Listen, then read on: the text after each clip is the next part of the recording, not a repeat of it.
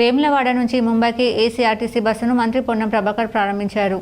ప్రముఖ పుణ్యక్షేత్రం వేములవాడ నుంచి ముంబైకి ఆర్టీసీ ఏసీ బస్సును ఏర్పాటు చేసింది.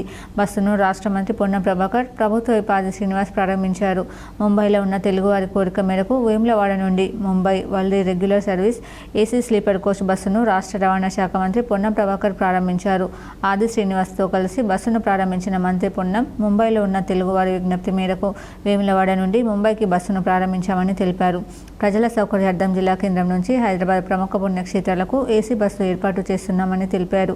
తెలంగాణలో మహిళలకు ఉచిత ప్రయాణ సౌకర్యం కల్పిస్తూనే ప్రజలకు మెరుగైన సౌకర్యాలు కల్పించేందుకు కృషి చేస్తున్నామని చెప్పారు.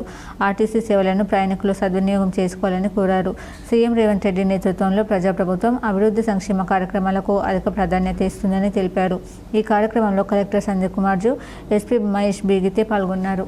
ఆది శ్రీనివాస్ గారు ఒక నెల రోజుల కింద బొంబాయికి వెళ్ళి అక్కడ ఉన్నటువంటి తెలుగు వాళ్ళతో సమావేశమైన సందర్భంగా వాళ్ళందరూ ఒక బస్సు ఏర్పాటు చేసినట్టయితే బాగుంటుంది అని చేసిన విజ్ఞప్తి మేరకు ఆది శ్రీనివాస్ గారు వెంటనే అక్కడి నుండే నన్ను బస్సు ఏర్పాటు చేయమని కోరగానే మా అధికారులతోటి సంప్రదించి వేములవాడ నుంచి చందుర్తి, రుద్రంగి, కోరుట్ల, మెట్టిపల్లి మీదుగా బొంబాయికి 2 ఏసీ బస్సులను ఏర్పాటు చేయడం జరిగింది. ఈరోజు ప్రారంభోత్సవం చేసుకున్నాం.